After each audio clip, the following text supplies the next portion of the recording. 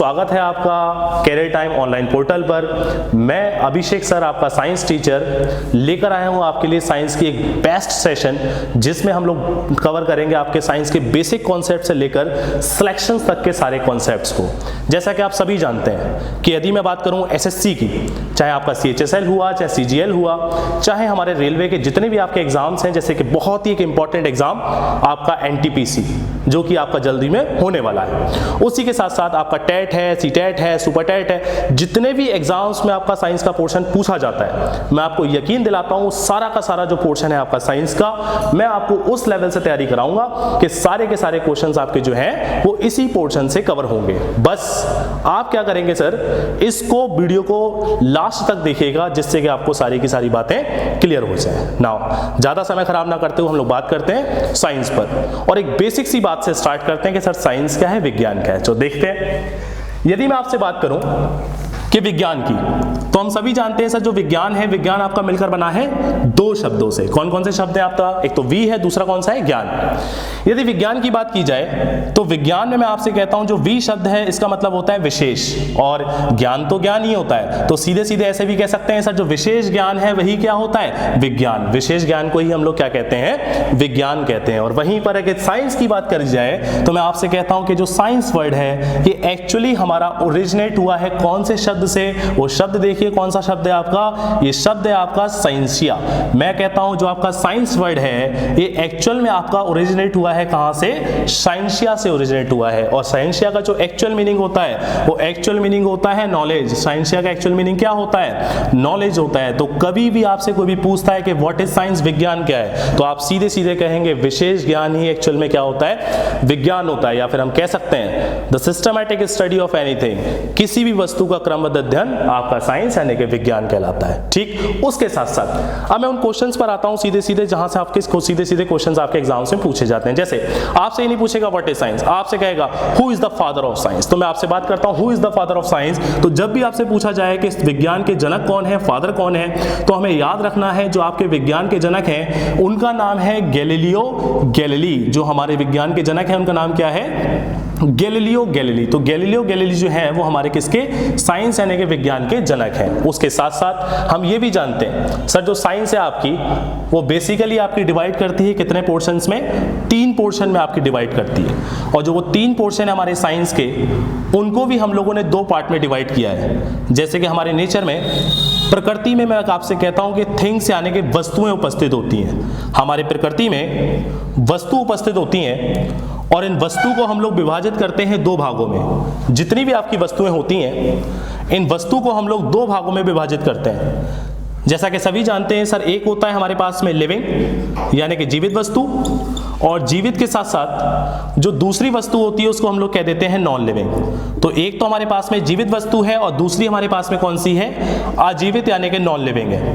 अब कौन सी वाली चीजों को हम लोगों ने अजीवित में रखा है, किसको हम लोगों ने लिविंग में रखा है? तो मैं जानता हूं साइंस की वो ब्रांच जिसके अंतर्गत हम लोग लिविंग चीजों का अध्ययन यानी कि जीवित वस्तुओं का अध्ययन करते हैं, वो ब्रांच हमारी साइंस की कहलाती है बायोलॉजी। वो साइंस हमारी ब्रांच कौन सी कहलाती है? बायोलॉजी, और जिसको हम लोग कहते हैं जीव विज्ञान। और वहीं पर अगर मैं आपसे कहूं कि नॉन लिविंग, तो नॉन लिविंग को, अजीवित वस्तुओं को मैंने कुछ इस तरीके से क्लासिफाइड किया है कि जितनी भी अजीवित वस्तुएं होती हैं उनको हम 2 तरीके से स्टडी करेंगे। एक तो फिजिकल यानी कि भौतिक आधार पर, और भौतिक आधार के साथ साथ फिजिकल आधार के, अपना भौतिक आधार के साथ साथ दूसरा हम बात करेंगे सर किस पर? केमिकल बेस पर। और केमिकल बेस पर अगर बात की जाए तो इसको हम लोग कहते हैं आपका रासायनिक आधार। तो एक तो हमारे पास में भौतिक आधार है, फिजिकल बेस है, और दूसरा आपके पास में केमिकल यानी कि रासायनिक बेस है। तो जब भी बात आती है सर केमिकल्स की, तो हमें पता है केमिकल्स का जहां पर अध्ययन करते हैं वो ब्रांच हमारी साइंस की कौन सी कहलाती है? केमिस्ट्री, और जिसको आप लोग कहते हो रासायनिक विज्ञान। तो इसको रासायनिक विज्ञान के नाम से जाना जाता है, और इसको हम लोग पढ़ते हैं किसके अंतर्गत? आपके केमिकल्स के अंतर्गत, यानी कि केमिकल्स का अध्ययन करते हैं किसमें? केमिस्ट्री में। और वहीं पर यदि हम लोग अध्ययन करते हैं अपने फिजिकल वर्ल्ड का, फिजिकल वर्ल्ड जिसको आप कहते हो भौतिक दुनिया, यदि भौतिक दुनिया का अध्ययन किया जाए, फिजिकल वर्ल्ड का यदि अध्ययन किया जाए, तो जब भौतिक दुनिया का अध्ययन करते हैं तो सर उन सभी कॉन्सेप्ट्स को हम लोग रखते हैं कि इसमें आपका फिजिक्स में। तो ओवरऑल आपको सभी को समझ में आ गई होगी बात कि सर जो विज्ञान है हमारी, इस विज्ञान के जनक आपके कौन है, गैलीलियो गैलीली हैं। और विज्ञान को मैंने विभाजित किया है दो भागों में, जो कि हमारा कौन सा कॉन्सेप्ट है सर, वस्तु के आधार पर। जो भी जीवित वस्तु हैं उन सभी को पढ़ते हैं किसमें, जीव विज्ञान यानी कि बायोलॉजी में, और जो भी हमारी नॉन लिविंग यानी कि अजीवित वस्तुएं हैं उनको हम लोग पढ़ते हैं दो बेसिस पर, फिजिकल और केमिकल। जो फिजिकल है वो हमारा फिजिकल वर्ल्ड यानी कि फिजिक्स पढ़ेंगे सर फिजिकल वाले पोर्शन में, यानी कि फिजिकल वर्ल्ड भौतिक दुनिया वाले पोर्शन में किसको पढ़ेंगे, फिजिक्स को यानी कि भौतिकी को पढ़ेंगे। और जब भी हम लोग रसायन की बात करते हैं यानी कि केमिकल्स की बात करते हैं, तो केमिकल्स की वो हम लोग पढ़ते हैं किस वाले ब्रांच में, आपका केमिस्ट्री में। ठीक है, इसको हम लोग कहते हैं भौतिकी और इसको कहते हैं आपका रासायनिक विज्ञान। ठीक, और थोड़ी थोड़ी छोटी छोटी बातों पर डिस्कस करते हैं। जैसे आपसे ये पूछेगा साइंस के जनक कौन है, तो आप कहेंगे गैलीलियो गैलीली। लेकिन यदि आपसे कहेगा सर बायोलॉजी के जनक कौन है, तो आप ध्यान रखना है सर बायोलॉजी के जनक कौन है। हम जानते हैं सर जो बायोलॉजी के जनक है वो आपके कौन है, अरिस्टोटेल। बायोलॉजी के जनक कौन है, अरिस्टोटेल। अच्छा बच्चों, अरिस्टोटेल को इंग्लिश में तो अरिस्टोटेल कहते हैं, लेकिन इन्हीं को हिंदी में कहा जाता है अरस्तु। तो ध्यान रखना है सर, हिंदी में अरस्तु कहते हैं और इंग्लिश में इनको क्या कहते हैं, अरिस्टोटेल कहते हैं। तो बायोलॉजी के जनक है हमारे अरिस्टोटेल। लेकिन उसके साथ साथ देखा जाए तो सर जो बायोलॉजी है ये भी डिवाइड करती है हमारे दो भागों में। दो भागों में इस तरीके से डिवाइड करती है, जब हम एनिमल्स का अध्ययन करते हैं तो वो तो हमारी कहलाती है जूलॉजी, जिसको आप कहते हैं जंतु विज्ञान। और वहीं पर यदि हम लोग बात करेंगे किसका, दूसरा सेक्शन का, तो दूसरा सेक्शन हमारा बायोलॉजी का कहलाता है जिसको हम कहते हैं बॉटनी, और बॉटनी को आप लोग कहते हैं वनस्पति विज्ञान। और यदि अगर हमसे पूछेगा कि वनस्पति विज्ञान और आपके जीव विज्ञान के जनक कौन है, तो आपको इतना ध्यान रखना है सर, जैसे आपके बायोलॉजी के जनक हैं अरस्तु, ऐसी जूलॉजी के भी जनक आपके कौन है, अरस्तु। यानी कि जूलॉजी और बायोलॉजी दोनों के फादर आपके सेम हैं, जिनको हम लोग अरस्तु के नाम से जानते हैं। और वहीं पर यदि बॉटनी की बात की जाए तो बॉटनी के फादर हैं थियोफेरेस्टस। कौन है, थियोफेरेस्टस। यहाँ पर स्पेस नहीं है तो मैं ऊपर लिख रहा हूं उनका नाम, देख लीजिएगा।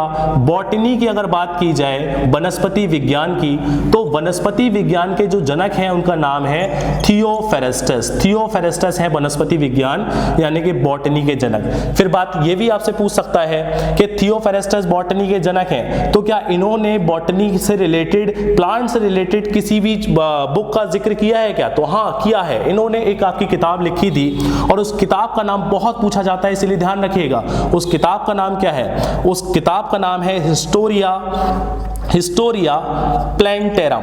उस किताब का नाम है हिस्टोरिया प्लैंटेरम। तो जिस प्रकार से बॉटनी में थियोफेरेस्टस ने एक किताब लिखी है हिस्टोरिया प्लैंटेरम, इसी प्रकार से अगर बायोलॉजी की जूलॉजी वाली ब्रांच की बात की जाए तो जूलॉजी के फादर भी आपके अरिस्टोटेल हैं। इन्होंने भी आपकी जंतुओं पर एक किताब लिखी है और उस किताब का नाम क्या है बच्चों? तो इस किताब का नाम ध्यान रखिएगा, उस किताब का नाम है हिस्टोरिया एनिमेलिया। ये दोनों बहुत ही इंपॉर्टेंट क्वेश्चन है आपके एग्जाम से रिलेटेड कि हिस्टोरिया एनिमेलिया किसने लिखी है। तो हिस्टोरिया एनिमेलिया किसने लिखी है? अरिस्टोटेल ने। और वहीं पर हिस्टोरिया प्लैंटेरम किसने लिखी है? तो वो लिखी है आपके थियोफेरेस्टस ने। ठीक है, तो इतनी बातों को हम लोगों ने डिस्कस किया। चलिए तो एक बार फिर से देखते हैं, हम लोग एक बार देख लेते हैं, फटाफट रिवाइज करते हैं सारी की सारी चीजों को, जितनी चीजें हम लोगों ने पढ़ी थी। अगर आपसे पूछा जाए कि विज्ञान के जनक कौन है, तो ध्यान रखना है विज्ञान के जनक कौन है। तो विज्ञान के जनक हैं आपके गैलीलियो गैलीली। विज्ञान के जनक कौन है आपके? Galileo Galilei. और विज्ञान के साथ साथ यदि हमसे पूछा जाए कि गैलीलियो गैलीली तो आपके विज्ञान के जनक हैं ही, लेकिन अगर आपसे ये पूछा जाए कि बायोलॉजी के फादर कौन है, जबकि हमारी साइंस की ब्रांच है, तो साइंस की जो ब्रांच आपकी बायोलॉजी है, बायोलॉजी के जनक आपके कौन है? तो आप सीधे सीधे कहेंगे सर जो बायोलॉजी के जनक है उनका नाम क्या है? अरिस्टोटेल। जो बायोलॉजी के जनक है उनका नाम क्या है?